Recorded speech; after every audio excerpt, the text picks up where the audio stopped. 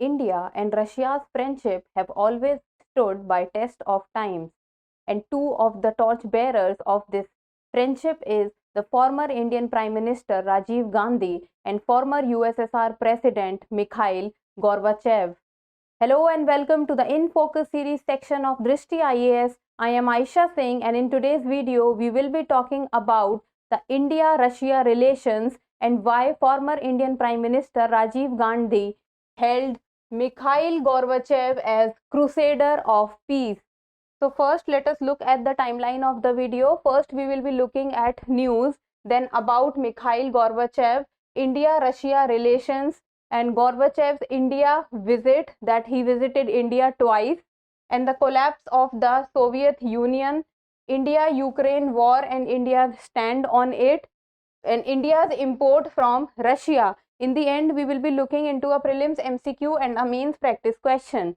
This topic is of relevance from General Studies Paper 2, International Relations. See, from exam perspective, you should be able to know about the India-USSR relations or the India-Russia relations and what India is majorly importing from Russia. So let's get started and see the news. This news has been taken from Indian Express and it says, why Rajiv Gandhi hailed Mikhail Gorbachev as crusader of peace. So in today's video, what we will be looking into is majorly what is the relationship between India and USSR at the times of Rajiv Gandhi and Mikhail Gorbachev. So recently what has happened is Mikhail Gorbachev, who was the former president of USSR, has passed away at the age of 92. And India and USSR, now Russia, have always shared good relations, and Rajiv Gandhi, though much junior to Mikhail Gorbachev, have shared an extremely good rapport with him, and they were the leaders of same time. And after Indira Gandhi's assassination in 1984, Rajiv Gandhi was made the Prime Minister of India. And at that point of time, Soviet Union itself was heading towards its eventual spectacular collapse. So in which year was the disintegration of Soviet Union took place? It took place in 1991. And before 1991, there was one more event under the times of Mikhail Gorbachev that was the highlight event of the decade, and that was the fall of the Berlin Wall in 1989. So these two events marked the journey of Mikhail Gorbachev political journey, and the fortunes of the two leaders rose and fell almost in tandem and at the same times. So now let's talk about Mikhail Gorbachev. He was born on 2nd March 1931 in USSR, now Russia, and he died on 30th August 2022 in Moscow. And the role that he played was, or he is known for, is the president of USSR. And one of the highlights of his career was that he won the Nobel Peace Prize in 1990 for the leading role he played in the radical changes in East-West relations. And two of his policies which took everyone's eyes was perestroika, that is the restructuring of social order, and glasnost, that is openness. So it was his glasnost policy that gave freedom to people. Then Gorbachev succeeded Chernenko as General Secretary of the Communist Party of the Soviet Union in March 1985, and at the same time Rajiv Gandhi also became the Prime Minister of India. So these two leaders' political journey was also going simultaneously. And in 1989, fall of the Berlin Wall took place, and between May 1988 and February 1989, Gorbachev had pulled the Red Army out of Afghanistan. So these are few of the events, the landmark events during his tenure. And USSR falling apart, he was removed as leader of the Communist Party of the Soviet Union in August 1991, and the disintegration of USSR took place also in 1991. Then now let's talk about India-USSR relations. So we are done with the political journey of Mikhail Gorbachev. This was few of the leading events of his time. Now let us look at India-USSR relations at the time of Rajiv Gandhi and Mikhail Gorbachev. So between 1985 and 1989, Rajiv Gandhi and Mikhail Gorbachev found enough common ground to make a high point in India-Soviet relations, and arms sales from the Soviet Union to India continued. At that point of time, USSR and now Russia have always been a major defense exporter to India. India have always relied on Russia or the then USSR for their defense exports.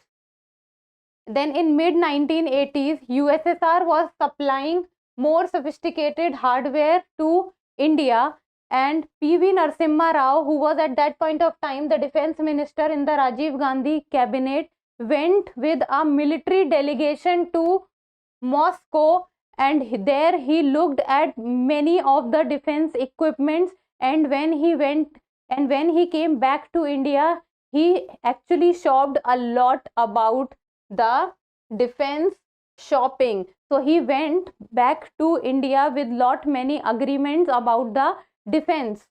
Then before Rajiv Gandhi May 1985 visit to Moscow, what Mikhail Gorbachev said is he had established a personal rapport with India's Prime Minister, and this statement by Gorbachev actually tells about that how close the two prime leaders of the countries were. That when a president of a country is saying that he had established a personal rapport with the India's Prime Minister. In October 1985, Rajiv Gandhi made a reportedly unscheduled stop. So when the Prime Minister of a country makes an unscheduled stop at one country, then the other country has to be very special, because the highest dignitaries of a nation are not allowed to do that or are not supposed to do this. Then in October 1985, Rajiv Gandhi made a reportedly unscheduled stop in Moscow during a 5-nation foreign tour. And on which 5 nations was he touring at that point of time? It was United Kingdom, Bahamas, Cuba, United States, and the Netherlands. So this tells us about how the USSR and India relations developed over the time. Now let's talk about Mikhail Gorbachev India visit. So Mikhail Gorbachev came to India or visited India twice, in 1986 and 1988. So his 1986 visit objective was to extend disarmament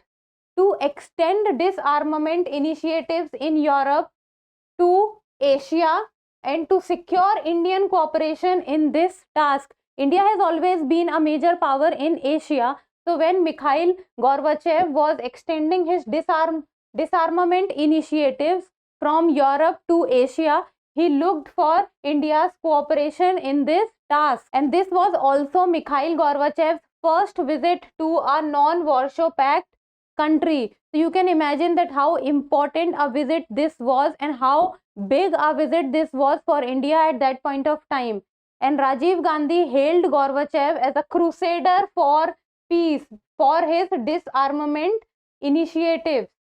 And this was a very high point of India-Russia diplomacy and India-Russia relations, because the highest dignitaries or the president of one country is saying good words about the prime minister of other countries and vice versa.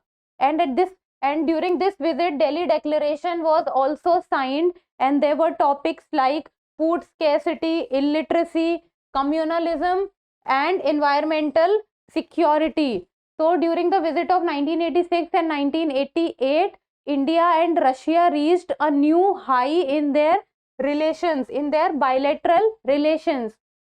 And lavish cultural exchanges between the two countries also took place, and there was Festival of India celebrated in the Soviet Union in July 1987. And at that point of time, India Today reported that Moscow is signaling to India and the world that India is a very special friend indeed. See, these statements can be important while writing in your mains answer writing and also in the essay part. So the India Today reported, after seeing the Festival of India celebrated in Soviet Union, that Moscow is signaling to India and the world that India is very special friend of Moscow. And this was a very successful visit from the foreign relations perspective. And Mikhail Gorbachev also said that he had not spent so much time with any other foreign leader as he had with Gandhi during the visit. So these are the statements which Mikhail Gorbachev said about the Rajiv Gandhi. And then there was agreement for scientific and economic cooperation which was also signed, and both India and USSR and now Russia held talks about the deteriorating security situation in Asia. Though they did not specifically talked about any country responsible for the deteriorating conditions, but they just held a talk about the same.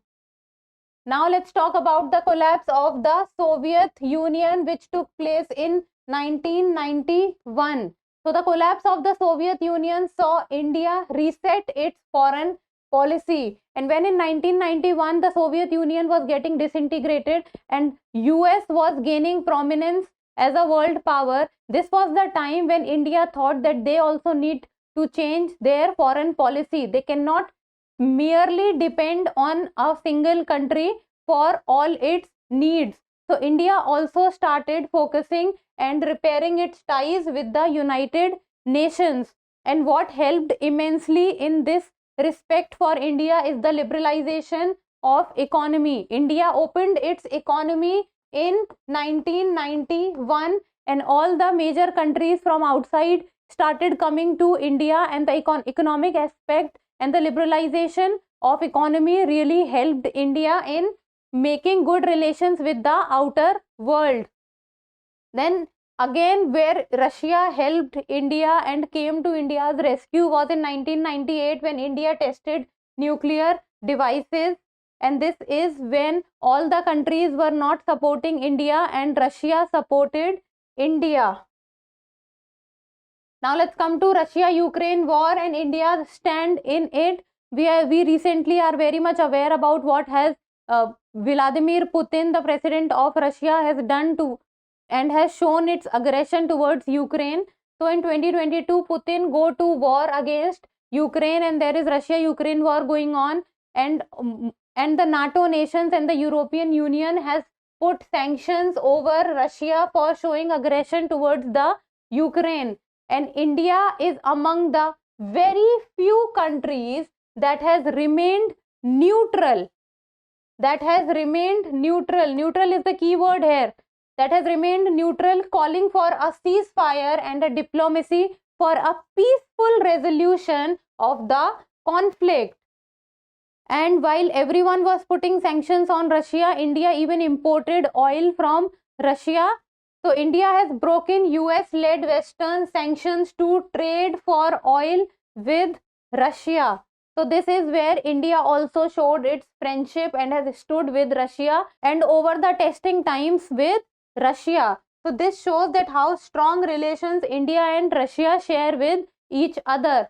Now let's come to India's import from Russia. See, India imports a lot of things from Russia, but the major chunk of it is covered in the defense sector and the oil and natural gas.